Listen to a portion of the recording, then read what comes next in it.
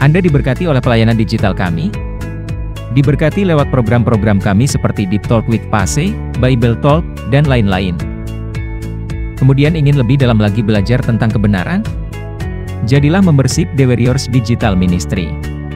Khusus yang mau benar-benar belajar tentang semua yang berbau Alkitab, tentang tafsir, tentang kebenaran yang lebih dalam, maka dengan join membership channel YouTube The Warriors, semua kebutuhan dan kerinduan tadi akan lebih terpuaskan. Caranya mudah. Pertama, klik dan buka channel The Warriors. Kemudian kedua, klik tombol join yang berada di sebelah tombol subscribe. Lalu jika sudah klik tombol join maka akan masuk ke halaman ini di mana Bapak Ibu bisa memilih ada dua level membership. Yang pertama The Warriors Family yang berisikan program-program pembahasan rutin seperti Living in Wisdom. Ataupun yang kedua yaitu The Warriors Bible Club yang berisi program-program rutin dan juga kelas Alkitab kami. Setelah memilih, maka Bapak Ibu akan masuk ke dalam halaman di mana Bapak Ibu diharuskan untuk memilih metode pembayaran. Metode ini bisa sangat bervariasi tergantung lokasi Google yang Bapak Ibu daftarkan. Jika sudah memilih, nantinya biaya membership ini akan otomatis terpotong saldonya, jadi mohon pastikan setiap bulannya agar saldonya tercukupi biar bisa langsung terauto debit. Nah, untuk Bapak Ibu yang ingin merubah level membershipnya, bisa dengan cara yang sama, yaitu masuk ke channel The Warriors, kemudian klik tombol si perks di sebelah tombol subscribe. Setelah itu pilih level membership yang baru. Demikian. Yuk segera join. Di mana lagi kita bisa belajar kebenaran, semudah di The Warriors, yang dibuat dengan konsisten. Sekedar info, kami sudah menjalankan pelayanan ini 9 tahun loh. Kami siapkan materinya dengan sungguh-sungguh, Anda tinggal mengikutinya. Di mana saja, kapan saja, selama sinyal HP dan Wi-Fi ada, juga selama pulsa internet tersedia. Jadilah orang Kristen yang bijak di akhir zaman bersama The Warriors Digital Ministry. Menjadi keluarga besar dalam Tuhan di komunitas The Warriors. Anda shalom semuanya. Senang kembali bersama dengan saudara di bulan September minggu yang kedua ini. Saya akan masuk kembali membahas tentang tema besar dunia akhir zaman seri yang kedua. Kalau Bapak Ibu belum mengikuti seri yang pertama, nanti kalau dilihat di channel YouTube The Warriors, saya akan taruhkan di kolom deskripsi link seri pertamanya, supaya kita memahami bahwa dunia akhir zaman itu memang kata Alkitab seperti ini. Ya. Dan dalam seri kedua ini, di minggu ini, saya memberikan subtemanya, dunia akhir zaman itu dunia yang tanpa damai. Without peace. Dan ini menjadi dilema buat saya secara pribadi, jujur saja. Sebab banyak orang berdoa, banyak orang punya harapan, termasuk saya juga agak dilema. Entah Bapak Ibu punya rasa dilema seperti saya rasakan apa tidak. Sebagai seorang yang berdoa, sebagai seorang pelayan Tuhan, sebagai seorang hamba Tuhan, tentu kan saya harus berdoa positif begitu. Nangkep ya?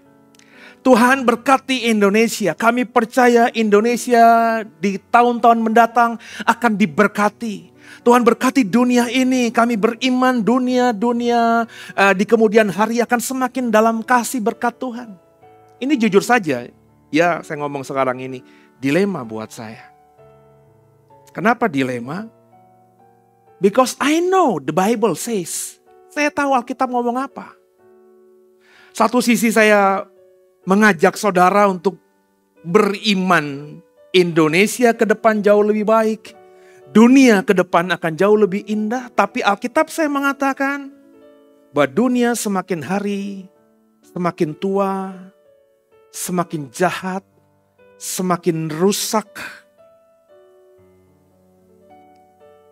dunia semakin hari akan kehilangan damai. Damai akan semakin jauh dari dunia ini. Dan di minggu ini saya ingin memberikan saudara fakta Alkitab yang mengatakan bahwa dunia nggak akan menjadi damai di kemudian hari. Saya berharap nanti saudara ketika bertumbuh imannya bersama saya, kita boleh mengimani sesuatu yang luar biasa begitu, tapi yang jangan bertentangan dengan Alkitab. Dunia yang kita imani ke depan akan semakin indah, penuh persahabatan, penuh dengan damai. It's impossible. Kalau kita ukurannya Alkitab, sekali lagi, makanya apa ukuran saudara? Kalau saya sudah sejak awal melayani Tuhan di mimbar pertama kali, saya sudah komitmen sama Tuhan, saya hanya ukurannya Alkitab.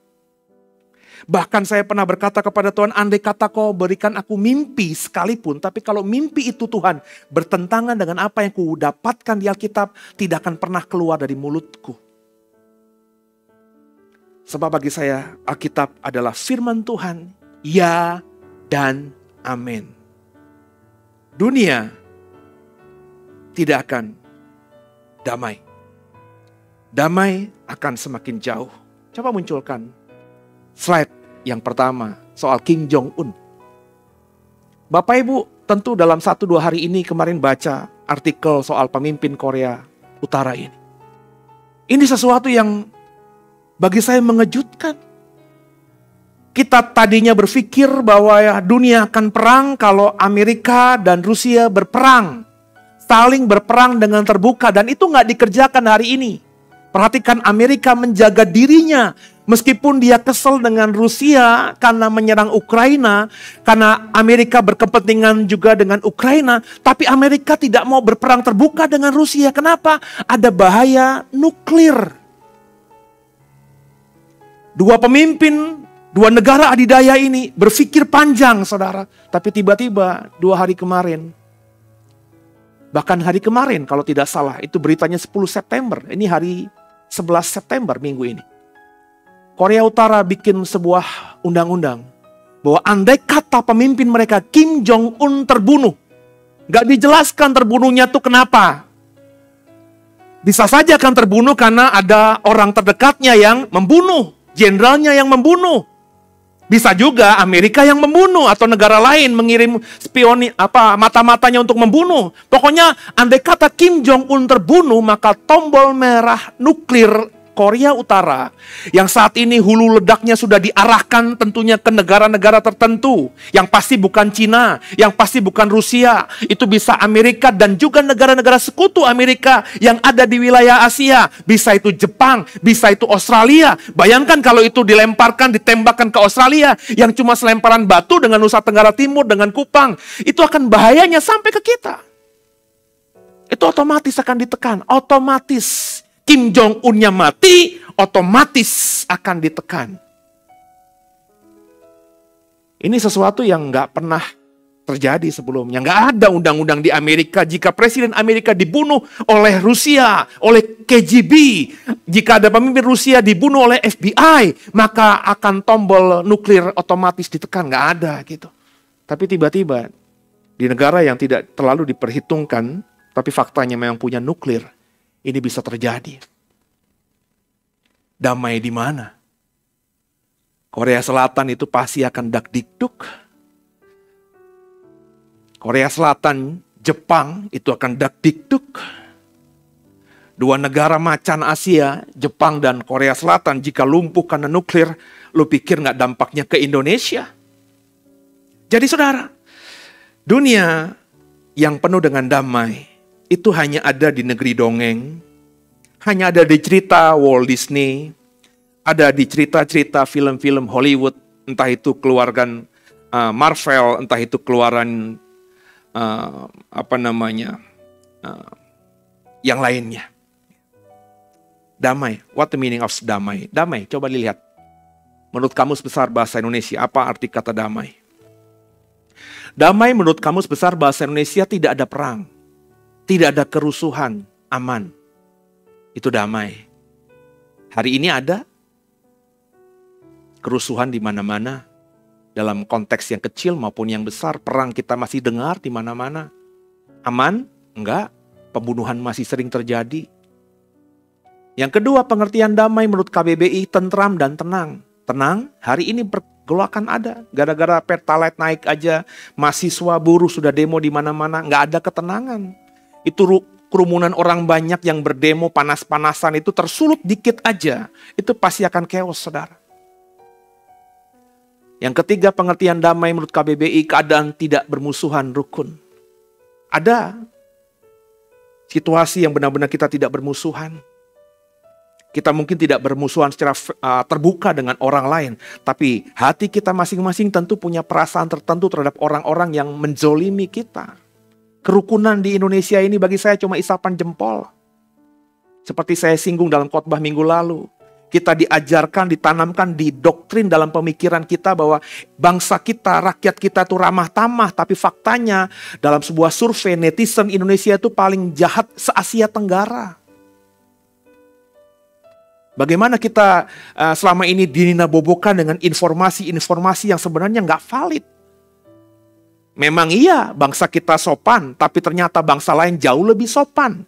Iya, bangsa kita ramah tamah, tapi bangsa lain banyak yang jauh lebih ramah tamah. Ini kata damai dalam bahasa Indonesia. Coba kita lihat bahasa Inggrisnya, peace. Menurut Cambridge Dictionary, dari kamus Cambridge, saudara. Peace itu berarti freedom from war. Bebas, merdeka dari perang, and violence, and dari kekerasan. Especially when people live and work together happily without disagreement. Terutama ketika ada orang-orang yang hidup dan bekerja bersama-sama dengan bahagia tanpa ada disagreement, tanpa ada perpecahan, tanpa ada perselisihan. Itu nggak mungkin, kalau kita jujur nggak mungkin terjadi dalam skop tempat kerja kita saja. Itu yang namanya disagreement, ketidaksepakatan, ketidaksetujuan, itu terjadi. Berapa banyak orang yang bekerja dengan happy di kantornya. Mungkin awal-awal masuk ketika belum ada benturan happy. Tapi ketika mulai ada kepentingan, mulai politik main, mulai sikut sana sikut sini terjadi, kita susah mendapatkan happy. Kita tetap ke kantor, tapi itu karena tuntutan. Kalau nggak ke kantor nggak dapat gaji, nanti anak istri makan apa dan lain sebagainya. Jadi apa yang dijelaskan oleh Cambridge Dictionary tentang makna peace itu juga sesuatu yang sebenarnya kalau boleh jujur hari-hari ini nggak kita rasakan. Jangankan di dunia sekuler, di gereja aja masih ada orang kubu-kubuan begini. Saya pernah melayani sebuah gereja yang lumayan besar. Tidak ada konfrontir terbuka memang, tapi saya orang luar bisa melihat. Ada kubu asyir kalau habis ibadah kumpul, kelompok di sudut sebelah sini. Terus mereka jalan kemana, makan-makan asyirnya. Kemudian tim musiknya juga habis pelayanan, kumpul-kumpul, nongkrong-nongkrong di sudut gereja yang lainnya. Kemudian mereka habis itu pergi, makan-makan, nonton dengan grupnya. Padahal mereka satu pelayanan di gereja, tapi mereka kubu-kubuan. Kekasih Tuhan, biji mata Tuhan, peace, damai, secara etimologi, itu cuma mimpi di siang hari bolong. Bagaimana dengan apa kata Alkitab tentang damai atau peace itu? Bahasa Ibrani dari damai dan peace adalah shalom. Coba munculkan arti kata shalom. Shalom, saya mengutipnya dari Strong Concordance, dari kamus Strongs, kamus baku teologia. Seorang teolog S1, S2, S3 mestinya punya kamus Strong ini. Ya. Shalom itu artinya apa? Completeness, kelengkapan. Soundness, kesehatan. Welfare, kesejahteraan. Peace, kedamaian. Well, dengan baik. Good, bagus. Inilah makna atau arti dari kata shalom. Menurut kamus Strong yang dipegang oleh semua teolog, saudara. Jadi orang yang memahami bahwa dia adalah orang yang hidupnya shalom, maka dia sadar bahwa hidupnya dia sudah lengkap. Nggak ada lagi yang kurang dalam dirinya. Jadi dia nggak mengejar sesuatu yang dia rasa nggak penting, karena hidupnya udah komplit, udah lengkap. Orang yang shalom tuh orang yang berarti sehat luar biasa. Sehat fisik, sehat psikisnya, sehat jiwanya, sehat rohnya. Orang yang shalom itu berarti orang yang welfare, yang sejahtera. Dia mungkin tidak berkelimpahan, tapi dia sejahtera. Dia bisa bahagia dengan apapun yang ada di depan matanya. Sejahtera itu seperti itu. Kemudian dia tentu damai. Kemudian orang yang shalom itu orang yang benar-benar baik. Dalam segala hal. Good, bagus dalam segala hal. Dan sekali lagi saya selalu tidak usah menunjuk orang, tidak usah melihat ini ke orang, tapi coba lihat diri sendiri. Apakah saudara sudah mengalami yang namanya hidupmu sudah lengkap kah? Hidupmu sudah sehat kah? Hidupmu sudah sejahtera kah? Hidupmu sudah damai kah? Hidupmu sudah baik kah? Hidupmu sudah bagus kah? Dan kalau kau jujur sejujur saya, sebenarnya shalom itu masih sedikit jauh dari kita. Tapi entah orang Kristen lebih sukanya munafik. Saya shalom kok, saya damai kok. Tapi itu omong kosong. Saya bilang berkali-kali kalau kita nggak mau jujur terhadap diri, maka yang kita harapkan itu semakin menjauhi kita.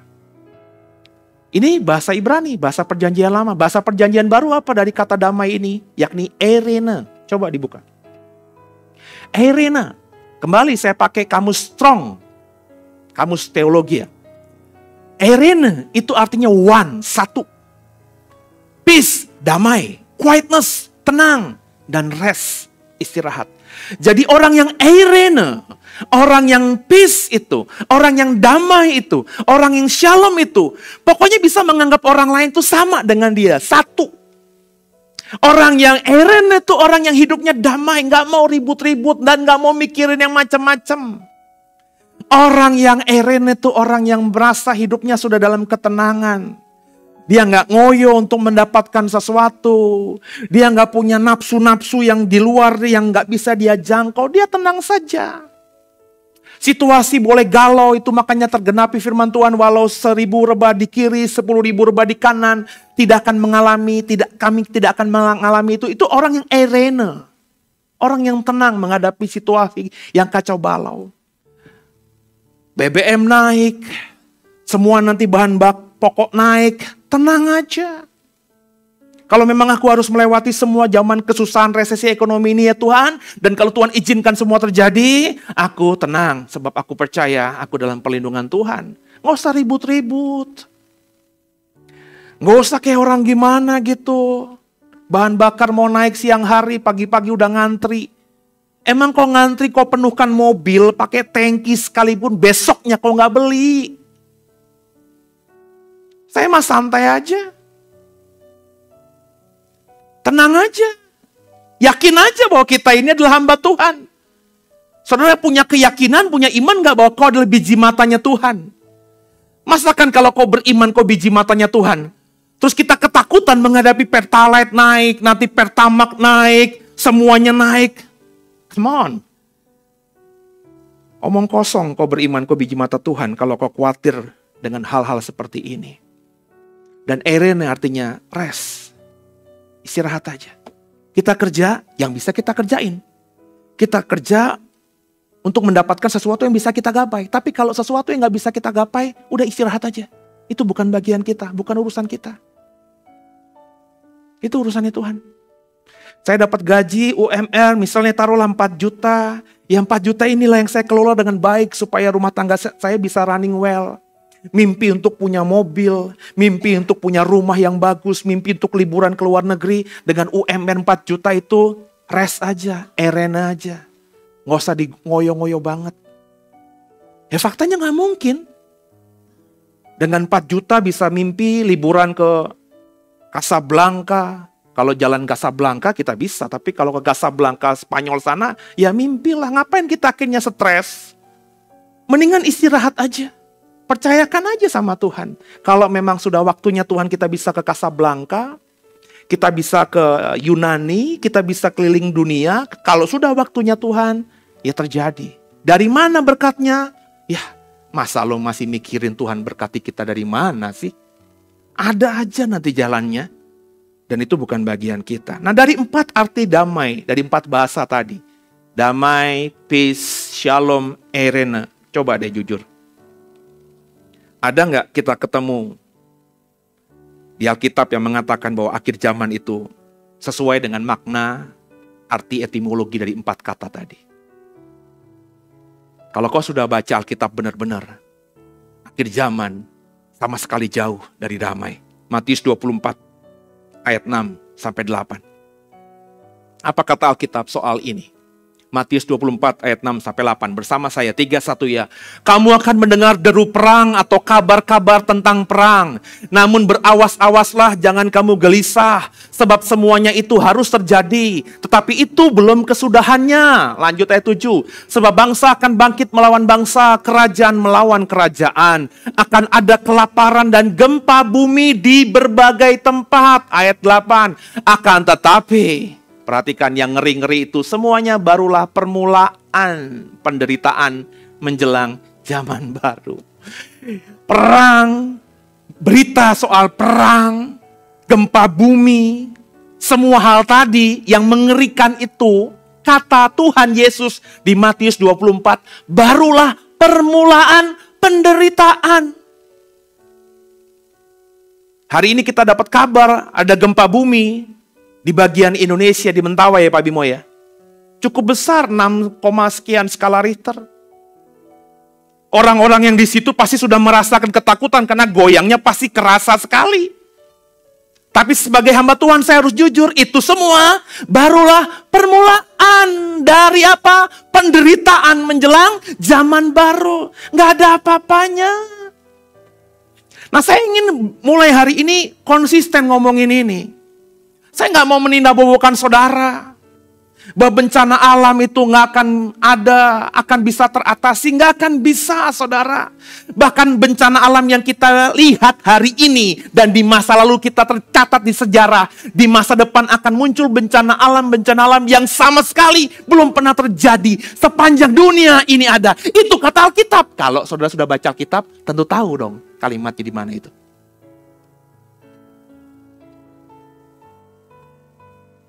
Siap gak saudara menghadapi ini? Maafkan saya, khotbah model begini kan khotbah yang mengerikan, khotbah yang menakutkan. Banyak orang Kristen gak mau denger ini. Pokoknya diberkati aja, terima berkat Tuhan aja, sehat aja. Seperti saya bilang, saya mah bukan sok nyentrik-nyentrikan. Ini udah tipikal saya, sejak 2005 saya pengkhotbah pertama kali di mimbar, saya udah komitmen sama Tuhan. Gue gak mau ngikutin kata pendeta lain. Untuk nyari masalah, untuk cari pengikut kah dengan khotbah yang model begini, pengurapan lah, doa berkat lah. Enggak. Gue mau ngomongin apa kata Alkitab aja. Meskipun itu menyakitkan, gak disukai oleh telinga banyak orang. Saya gak peduli. Wahyu 6 ayat 12-17. Wahyu 6, perhatikan bersama-sama saya ayat 12-17, 3-1 ya. Maka aku melihat ketika anak domba itu membuka materai yang ke-6, sesungguhnya terjadilah gempa bumi yang dahsyat. Dan matahari menjadi hitam bagaikan karung rambut.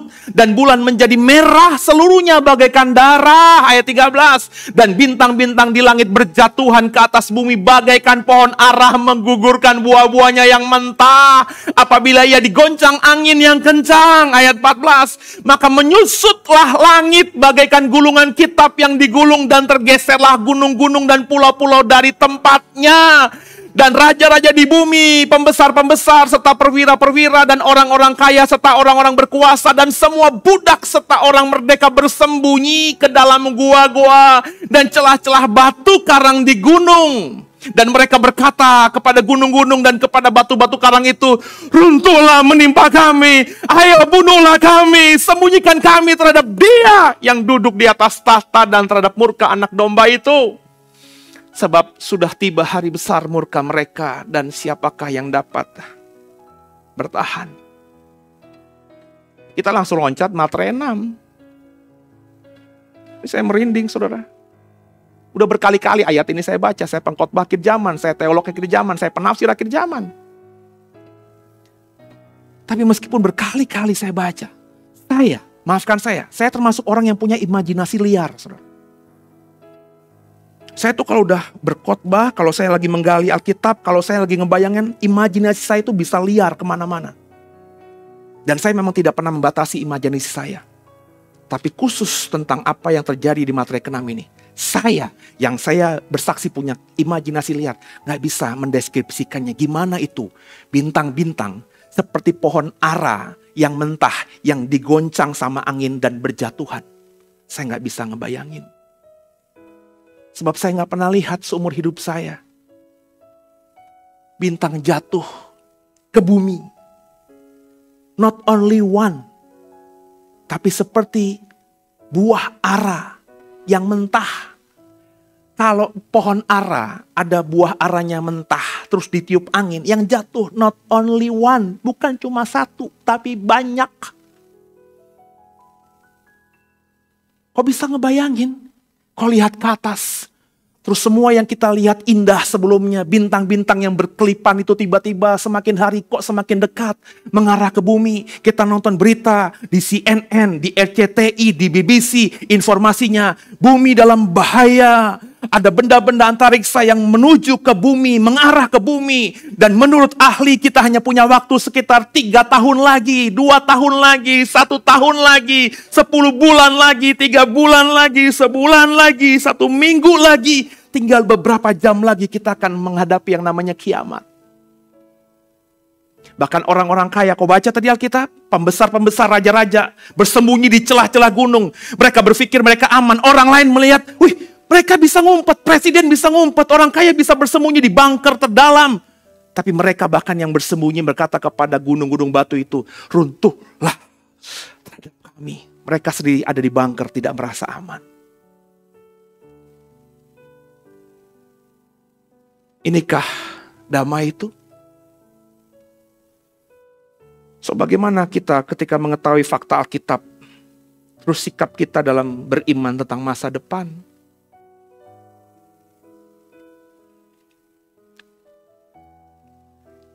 Saya bukan orang yang pesimis, saudara. I'm positive man.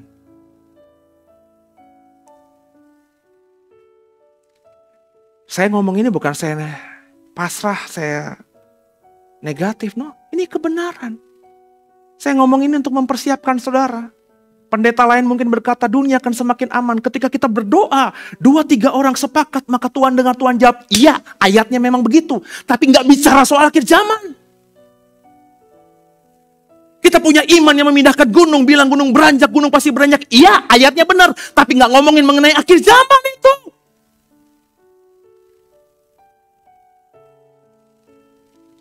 Jadi akhir zaman, damai itu kembali saya berkata dengan yakin, mimpi di siang hari bolong. Mustahil. Dan fakta ini tentang akhir zaman yang dikatakan Alkitab tanpa damai, ini sebenarnya adalah sebuah ironi. Kenapa ironi? Karena Tuhan ketika menciptakan dunia atau bumi ini, dunia bumi Tuhan ciptakan penuh dengan damai, penuh dengan peace, penuh dengan shalom, penuh dengan eirene. Kejadian 1 ayat 31. Kejadian 1 ayat 31. Perhatikan baik-baik. Maka Allah melihat segala yang dijadikannya itu sungguh amat baik. Well, good. Pengertian etimologi dari apa tadi? Dari eirene. Jadilah petang, jadilah pagi, itulah hari ke-6. Semuanya baik. Eirene, shalom, damai, peace. Ketika Tuhan selesai menciptakan dunia ini. Tapi yang namanya damai, peace, shalom, eirene itu di akhir zaman. Gone with the wind. Hanya tinggal mimpi. Ini kembali saya memaparkan fakta. Saya ngomong ini supaya kita siap dan mempersiapkan diri dengan benar. Kalau kau perhatikan seri khotbah saya soal manusia akhir zaman, dunia akhir zaman, gak ada hal-hal yang bombastis yang saya jual tanpa ada landasan Alkitabnya. Enggak, saya sedang tidak menarik agar orang-orang dengerin khotbah saya, enggak. Saya hanya berkhotbah kepada saudara yang mau dengerin saya. Dan kalau kau selama ini berpikir dunia akhir zaman akan menjadi dunia yang indah, rumah yang baik bagi semua suku bangsa, dengarkan saya sebagai hamba Tuhan, saya berkata di mimbar ini, mimpi. Only your dreams. Kenapa awalnya damai, tapi akhirnya damai hilang? Semua itu cuma satu gara-garanya. Sin, dosa. Ketika dosa menguasai manusia, manusia yang tinggal di bumi membuat bumi semakin penuh dengan dosa, dan akhirnya bumi semakin jauh dari damai. Kejadian 6 ayat 5-7. Ketika dilihat Tuhan bahwa kejahatan manusia besar di bumi, bahwa segala kecenderungan hatinya selalu membuahkan kejahatan semata-mata, maka menyesallah Tuhan bahwa Ia telah menjadikan manusia di bumi dan hal itu memilukan hatinya. Berfirman Tuhan, aku akan menghapuskan manusia yang telah kuciptakan itu dari muka bumi, baik manusia maupun hewan dan binatang-binatang melata dan burung-burung di udara, sebab aku menyesal bahwa aku telah menjadikan mereka. Damai itu hilang gara-gara dosa. Kejadian 6 dengan peristiwa kejadian 1 belumlah terlalu jauh durasi waktunya. Paling tidak dengan kita yang di 2022 itu sangat-sangat pendek, saudara. Tapi karena dosa, baca baik-baik tadi. Seluruh apa yang keluar dari isi hatinya manusia jahat. Dan ketika itu terjadi, dunia gak damai. Dan akhirnya air bah. Penghukuman Tuhan. Kenapa gitu sih Pase? Sederhana.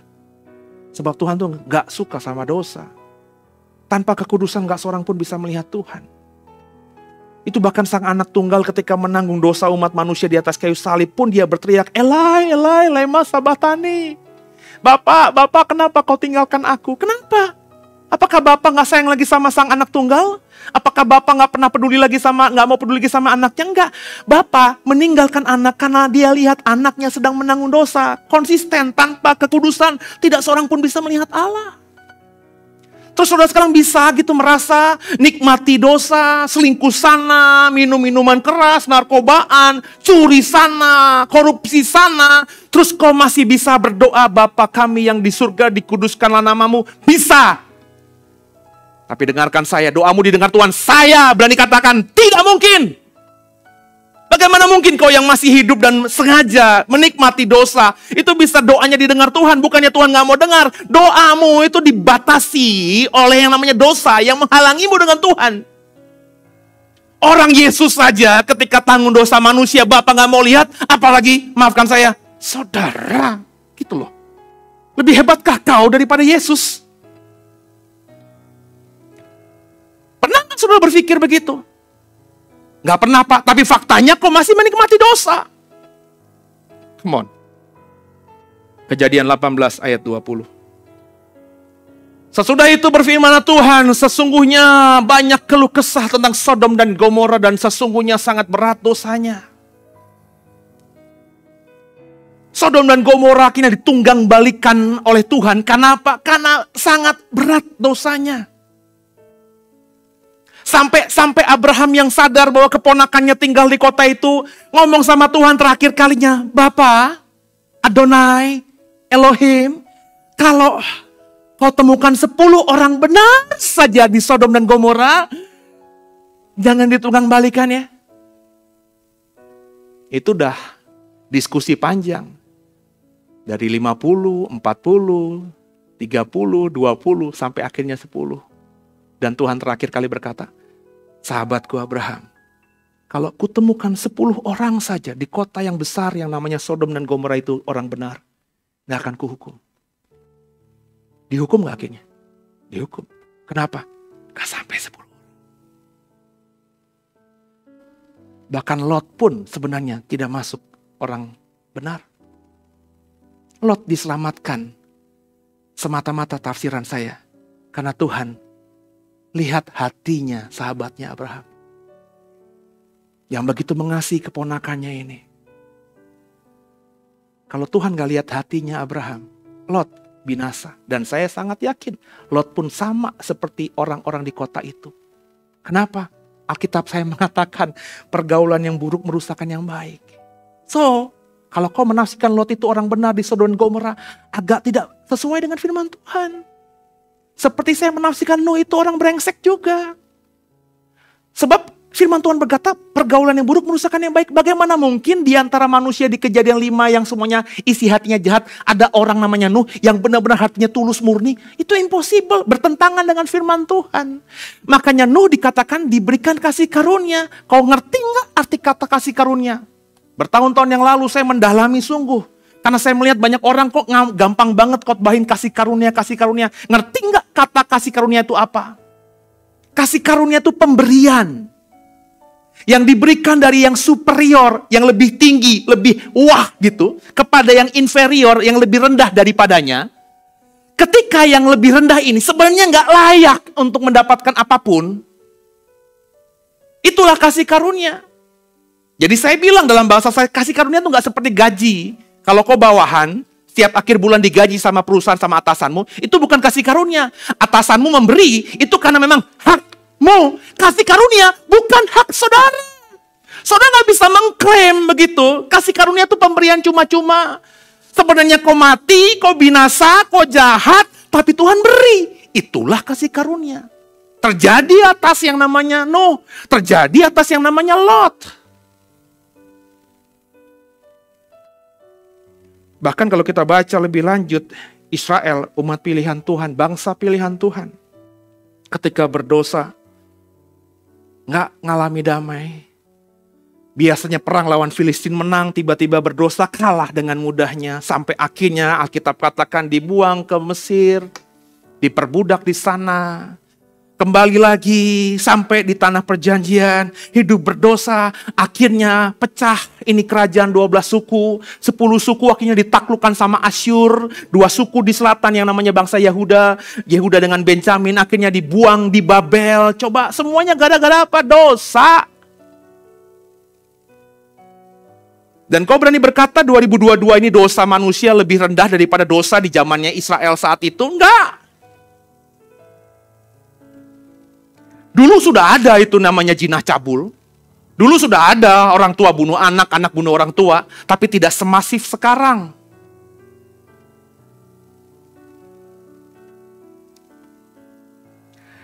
Kekasih Tuhan, biji mata Tuhan. Jadi kata Alkitab, dosalah yang membuat damai itu tidak ada. Dan kita hidup di dunia yang penuh dengan dosa. Kita belum sampai di akhir zaman loh. Kita baru di 2022 loh. Dan bagaimana dunia saat ini? Ya, saat Bapak dan Ibu, saya hidup saat ini. Apakah kita sedang ada dalam dunia yang damai? Coba munculkan slide soal perang. Ini kita sudah tahu, saya sedang tidak mau fokus ke sini, tapi ini berita yang luar biasa sebenarnya. Sudah berapa tahun, sudah berapa bulan perang ini terjadi? Perang Rusia, Ukraina diprediksi berlangsung 10 tahun. Ini berita yang sudah cukup lama. Bulan apa itu? Saya nggak kebaca. September tanggal? Oh, tanggal 8, baru kemarin berarti. 2022? Oke. 10 tahun. Oh, lama. Ini hari ini udah genting. Jerman diputus pasokan gasnya dari Rusia. Jerman itu negara besar di Eropa Barat. Kalau dia langka terhadap gas, terhadap panas, energi, wah, chaos. Jerman chaos. Itu nggak sampai ke Swiss, nggak sampai ke Prancis, yang dari Jerman ke negara-negara Eropa Barat naik kereta aja nyambung. Dampaknya sampailah saudara. Dunia nggak damai. Slide berikutnya, krisis pangan. Kita ini hidup di Indonesia sih, yang memang dianugerahi Tuhan negeri yang baik lah gitu. Ya, limpah segalanya. Tapi nggak semua negara kayak Indonesia nanam apa aja bisa tumbuh, saudara. Kalau kau baca artikel yang dibuat oleh CNBC ini, ya, itu krisis pangan diprediksi akan terjadi. Karena beberapa negara itu ya tumbuhan pokoknya cuma tertentu. Gandum sudah krisis. Negara-negara penghasil gandum, kalau kau baca artikel, tinggal cari aja judul ini di CNBC. Ya. Penghasil gandum, produksi gandumnya semakin menurun. Apalagi Ukraina, Rusia lagi bermasalah perang. Cina yang produksi jagungnya juga menurun. Karena kekeringan panjang. Kedelai. Dan ini adalah bahan pangan utama dunia. Gandum, jagung, kedelai. Kalau boleh jujur, beras itu hanya Asia Tenggara dan sebagian Asia Timur. Negara-negara di luar Asia Timur, Asia Tenggara itu makanan utamanya gandum, jagung, kedelai. Makanya kalau kau baca koran, baca yang kayak gini-gini. Bukan kita akhirnya jadi khawatir enggak, supaya saudara tahu bagaimana menyikapi dari dunia akhir zaman. Slide berikutnya, krisis ekonomi. Krisis ekonomi masih dalam koran yang saya kutip, saya clipping. 6 negara Asia ini berpotensi rusuh, mengalami krisis ekonomi. Sudah terjadi pada Sri Lanka kan? 6 negara berikutnya apa yang diprediksi? Nggak jauh loh, nggak jauh dari Indonesia loh. Laos, Myanmar, Afghanistan, Maladewa, Bangladesh, Pakistan. Baca dalam berita ini. Dan itu semuanya dekat dengan kita, relatif dekat, masih di Asia. Cuma Maladewa saja yang ada di Pasifik, saudara. Ya. Tapi yang lainnya masih di Asia. Damaikah dunia di 2022? Matius 24 ayat 12. Semua ini, saudara. Krisis ekonomi, krisis keamanan, krisis pangan ini menyebabkan ini. Dan karena makin bertambahnya kedurhakaan, maka kasih kebanyakan orang akan menjadi dingin. Dan inilah yang akan memicu lebih cepatnya dunia kehilangan damai. Karena setiap orang kehilangan kasih. Bahasa terjemahan LAI ini menarik loh. Kasih kebanyakan orang akan menjadi dingin. Kasihnya masih ada nggak? Coba dibaca kalimatnya. Ya. Dan karena makin bertambahnya kedurhakaan, maka kasih kebanyakan orang akan menjadi dingin. Kasihnya masih ada nggak? Masih. Tapi kasihnya dingin. Hikmat yang Tuhan taruhkan ke saya itu apa? Kasih yang aspal. Kasih yang palsu. Kita whatsappan. Turut bersimpati ya, bokap meninggal ya. Lu pokoknya inget lah, kalau ada apa-apa, hubungin gua. Palsu.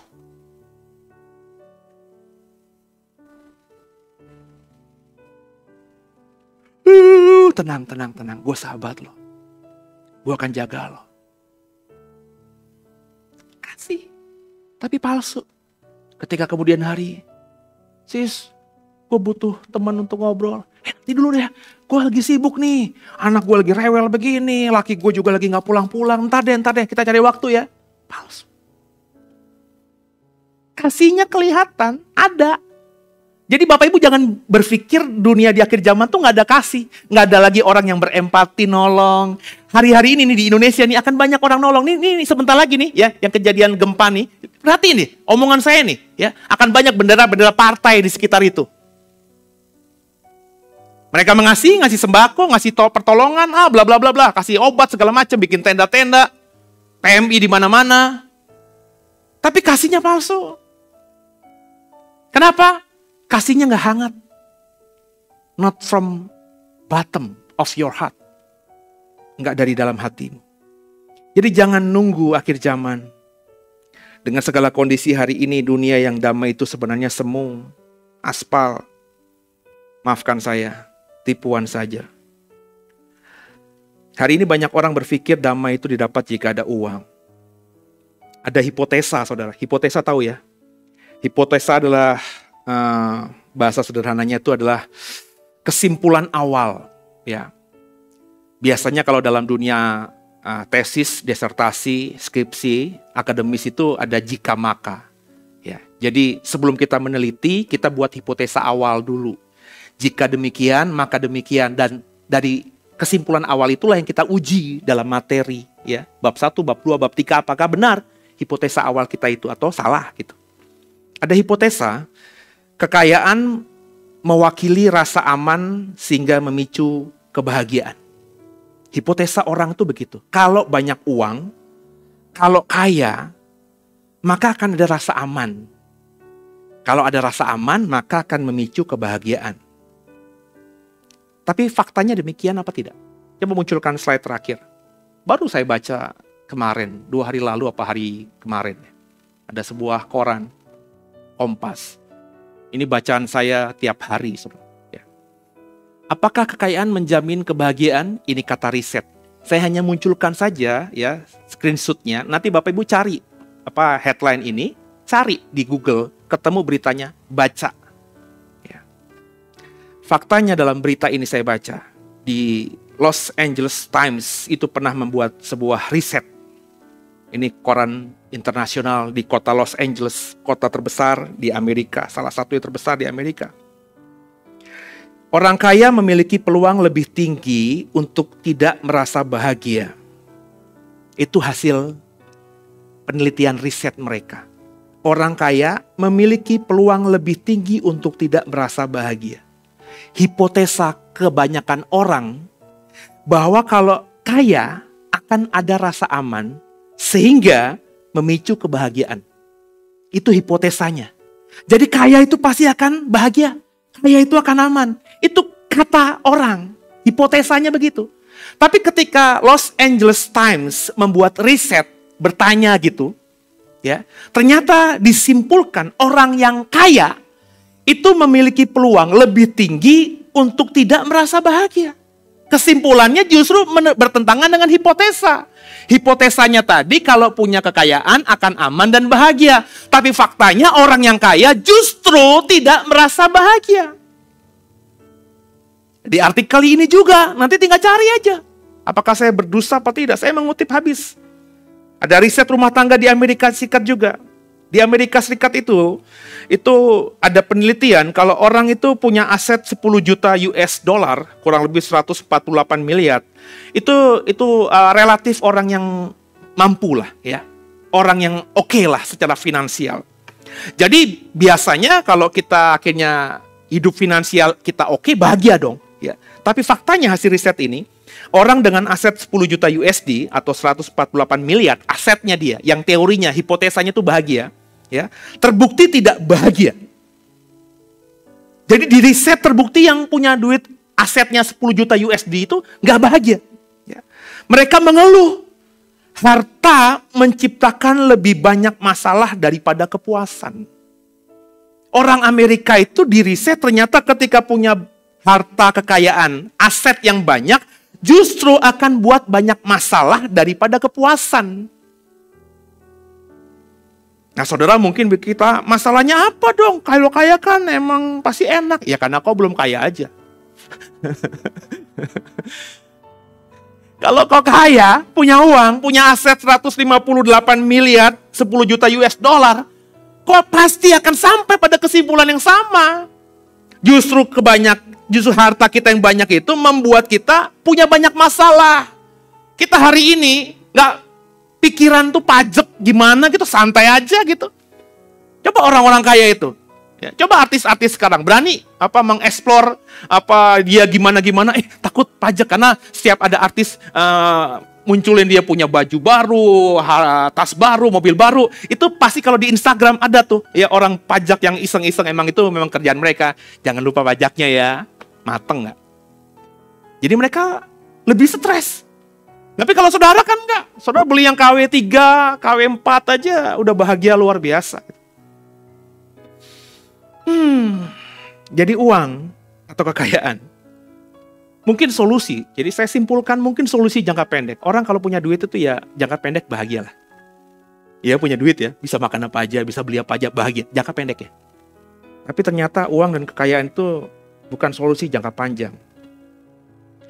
Jangan kau berpikir punya uang banyak itu jaminan kau akan mengalami damai dalam dunia atau hidup ini. Lewat materi ini, saya ingin mengatakan saudara, bahwa mendekati akhir zaman dunia kita semakin tidak damai. Damai akan semakin menjauhi dunia. Fakta dan nubuat Alkitab itu berkata demikian. Ya terserah saudara percaya sama enggak sama saya. Sekali lagi saya bilang, ukuran saudara itu apa? Kalau saya ukurannya Alkitab.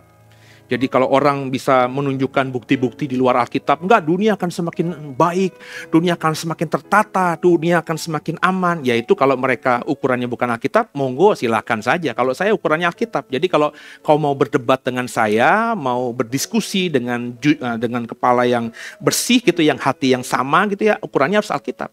Coba cari di ayat-ayat Alkitab, ada nggak nubuatan di PL atau di PB yang mengatakan bahwa semakin mendekati akhir zaman, dunia itu akan semakin indah. Nggak ada. Jadi sebagai hamba Tuhan, saya wajib menyampaikan ini pada saudara, pada dunia, pada orang yang mendengar saya. Saya bahkan berani berkata jika ada hamba Tuhan yang berkata dunia akan semakin baik, maafkan saya, nabi palsu. Kalau ada hamba Tuhan bergembu-gembu mengatakan dunia ke depan akan jauh lebih indah daripada hari ini, saya berani berkata, nabi palsu, menyesatkan jemaat. Sebab ukurannya pasti jelas bukan Alkitab. Jadi saya berharap semua sadar dunia yang damai itu adalah hoak, palsu. Nah, kalau saya tipikal begitu. Kalau saya mau melihat, mengambil keputusan, saya lihat nih, saya petakan. Jeleknya saya harus tahu benar-benar. Dan sekarang saya mengatakan saudara, bahwa kalau kau tadinya berpikir akhir zaman, dunia semakin hari semakin damai, saya berani berkata, kalau kau mendengar saya itu hoak, maka buang jauh-jauh pemikiran itu. Dunia yang akan kau hadapi ke depan semakin berat, semakin susah, semakin penuh tantangan, semakin benar-benar jauh dari damai. Nah, ketika kita sudah ngerti apa yang akan terjadi ke depan, sekarang kita tata diri kita ini. Begitu.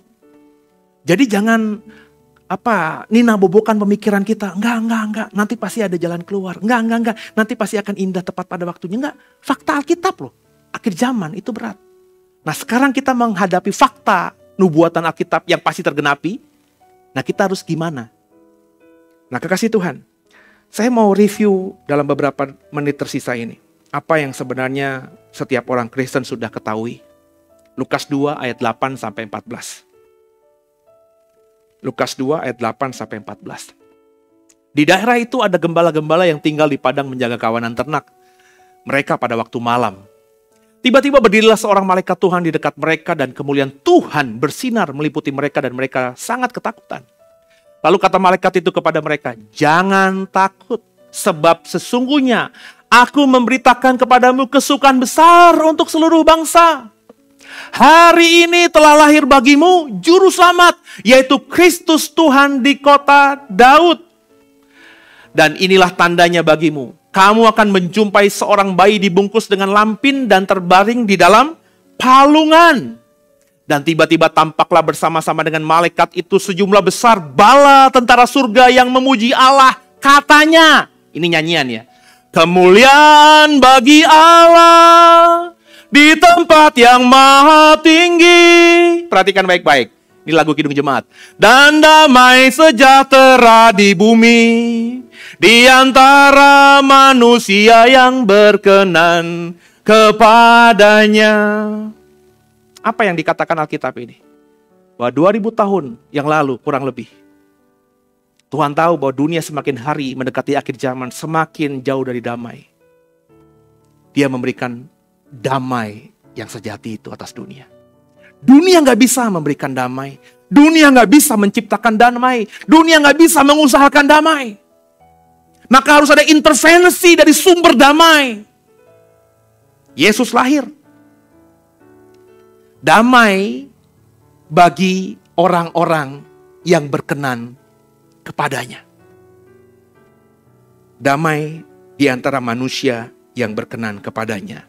Sejak 2000 tahun yang lalu, sudah dianugerahkan, diberikan, free, cuma-cuma, kepada kita yang mau hidup berkenan kepada Tuhan.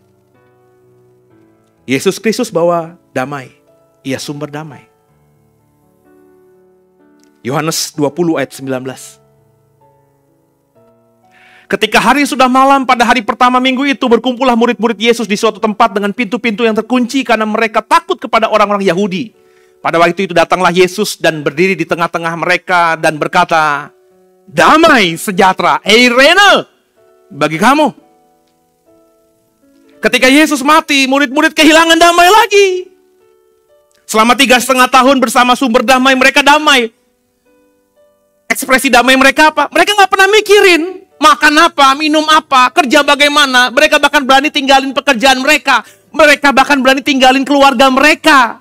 Mereka nggak berpikir, nggak worry gitu. Nanti istri gue makan apa kalau gue ikutin orang ini? Kan mereka hidup dari nelayan. Dari aku menelayan, dapat ikan, aku jual ikan itu. Istriku bisa makan, anakku bisa makan. Mereka nggak khawatir. Karena mereka ada dalam dekat dengan sumber berkat, sumber damai. Tapi ketika sumber damai itu mati. Mereka kehilangan damai lagi. Dan apa yang dilakukan Yesus ketika berjumpa dengan mereka? Kalimat pertama yang diucapkan keluar dari mulut Yesus adalah, damai untukmu. Ada 10 orang di situ, Thomas nggak ada di situ. Lanjutkan ayat 24 sampai 26. Tapi Thomas, seorang dari ke-12 murid itu yang disebut Didimus, tidak ada bersama-sama dengan mereka ketika Yesus datang ke situ. Maka murid-murid yang lain itu kepadanya, kami telah melihat Tuhan. Tapi Thomas berkata kepada mereka, sebelum aku melihat bekas paku pada tangannya, sebelum aku mencucukkan jariku ke dalam bekas paku dan mencucukkan tanganku ke dalam lambungnya, sekali-kali aku tidak akan percaya. 8 hari kemudian murid-murid Yesus berada kembali dalam rumah itu dan Thomas bersama-sama dengan mereka. Sementara pintu-pintu terkunci, Yesus datang dan berdiri di tengah-tengah mereka dan berkata, Eirene, damai sejahtera bagi kamu. Siapa orang Kristen yang gak pernah baca ayat ini? Tapi banyak orang Kristen miss, cuma lewat begitu aja. Masuk telinga kiri, keluar telinga kanan. Baca tapi gak ngerti apa-apa. Karena gak apa? Karena gak doa. Karena gak meminta Roh Kudus untuk memberikan hikmat. Sebagai hamba Tuhan, saya menyampaikan kepada saudara, fakta nubuatan Alkitab pasti terjadi. Dunia gak akan ada damai. Semakin hari, damai semakin menjauhi dunia. Dunia ini gak bisa menciptakan damai. Kalaupun bisa, itu palsu. Semu. Orang bisa ngalami damai katanya di mana? Di nightclub, di diskotik. Beli wine, beli minuman keras, dia mabuk, dia ngerasa damai. Tapi semu. Habis sadar, dia akan menghadapi realita ternyata yang dia rasakan damai itu ternyata palsu. Orang bisa beli narkoba. Zaman saya SMP, SMA ngegele, ngeganja. Orang kalau ngeganja itu terbang gitu ya. Pokoknya manis, gak ada yang jahat ketika orang mabok karena ganja. Semuanya cuma tiba-tiba ada dalam dunia fantasi. Tapi ketika sadar, ternyata gue nganggur. Dunia gak bisa memberikan damai. Yesus datang, dia sumber damai. Dia akan ada di tengah orang-orang yang berkenan kepadanya. Dan kepada 12 muridnya, kepada murid-muridnya, dan bukankah saudara adalah muridnya. Dia bilang, damai untuk kamu. Sang sumber damai, sang damai sejati berkata, damai untukmu. Jadi, mengatakan dunia akan damai itu bohong. Dusta, hoak, palsu. Orang yang terus mengatakan dunia akhir zaman akan damai. Saya berani berkata, hamba Tuhan palsu, nabi palsu. Kita dininabukan oleh Satan. Terbuai, disesatkan bahwa dunia itu akan damai. Tenang. Hari ini kita lewati, ke depan akan semakin damai. Itu palsu. Yang harus kita lakukan sekarang ini apa? Menghadapi damai yang semakin menjauhi dunia itu. Pertama, sadari damai dari dunia itu tidak ada. Harus sadar dulu. Realitanya damai nggak ada. Kalau saudara masih menganggap dunia akhir zaman, sebentar lagi damai akan ada, saudara nggak akan tersadar dari nina bubuk setan ini. Damai, kata Alkitab, semakin hari mendekati akhir zaman, semakin jauh. Sadari dulu. Yang kedua, sadari bahwa damai datangnya hanya dari Yesus Kristus Tuhan. Nggak dari dunia, nggak dari pendeta, nggak dari orang lain, nggak dari apapun juga. Nggak ada di dunia dan semesta ini yang bisa memberikan damai. Kalaupun bisa, itu damai yang semu, damai yang palsu. Damai hanya bisa kau dapatkan dari Yesus, sang sumber damai. Dan faktanya Alkitab sudah saya kutip tadi mengatakan, dia sudah berikan kepada kita murid-muridnya. Eirene untukmu, Sen. Shalom untukmu, Sen. Damai, peace with you, Seno. Dan saya terima itu. Yang ketiga, terus minta itu. Kalau sudah diberi, apa salahnya minta lagi? Minta maka diberi. Maka ketika kita mulai goyang, mulai limbung, kan normal. Roh kuat tapi daging lemah. Normal. Ketika saya juga akhirnya sudah merasa mengimani punya damai itu menghadapi dunia kok agak limbung nih. Maka yang saya minta bukan uang. Uang hanya memberikan solusi jangka pendek, not jangka panjang. Saya gak pernah minta uang sama Tuhan. Ya di atas ya, tidak di atas tidak, di mimbar saya ngomong. Saya cuma bilang, Tuhan berikan aku tenang. Itu bahasa saya dalam doa. Tenang. Sebab saya cuma ingat, kalau gak bisa tenang, gak bisa doa. Jadi kalau saya lagi gundah, ada orang tiba-tiba fitnah saya, ada orang ngomongin saya jelek di luar, yang saya minta cuma Tuhan, buat aku tenang. Kalau udah tenang, cooling down, dunia bisa saya lihat lebih jernih lagi, saya bisa berdoa. Mintalah damai darinya, dan hiduplah penuh damainya di bumi. 3 langkah itu kerjakan. Saya ulangi ya, sadari bahwa damai itu gak ada di akhir zaman. Dunia gak bisa memberikan damai. Gak bisa. Yang kedua, sadari bahwa sumber damai itu dari Yesus. Only Jesus. Minta sama dia. Yang ketiga, mintalah terus. Charge terus. Maka bangun keintimanmu dengan Tuhan, dekat dengan Tuhan, mintalah damai terus. Dan mulai hiduplah dalam damai. Bagi damai itu kepada orang terdekatmu. Maka meski dunia tidak bisa berikan damai, meskipun dunia semakin hari semakin jauh dari kata damai, karena kita sudah hidup dalam damai, maka kita akan bisa merasakan damai di sisa hidup kita. Bapak Ibu sudah nonton Miracle in Cell number 7 versi Indonesia? Nonton deh. Ya, bagus banget. Mesti miskin, punya keterbatasan, gak sempurna. Tapi figur ayah Dodo dan Kartika itu dalam segala keterbatasannya bisa hidup dalam damai. Film keluarga ini, saya apresiasi film-film yang bisa menginspirasi. Ini untuk semua umur. Jadi kalau saudara suka film tapi melewatkan film ini untuk nonton film yang lainnya, ya aneh. Ya. Bagus film ini. Mengajar kita untuk selalu positif. Damai itu ternyata bisa kok kita rasakan meskipun dunia tidak damai. Jadi bagaimana saudara? Sudah saya kasih tahu rahasianya. Mestinya kau juga sudah tahu caranya. Tapi banyak saudara gak ngelakuin seperti yang saya sarankan kan. Jadi mintalah damai sama Yesus. Hanya dia yang bisa memberikan. Kenapa? Karena dunia akhir zaman, dunia tanpa damai. Semoga dipahami, semoga dimengerti. Haleluya. Tundukkan kepala kita doa.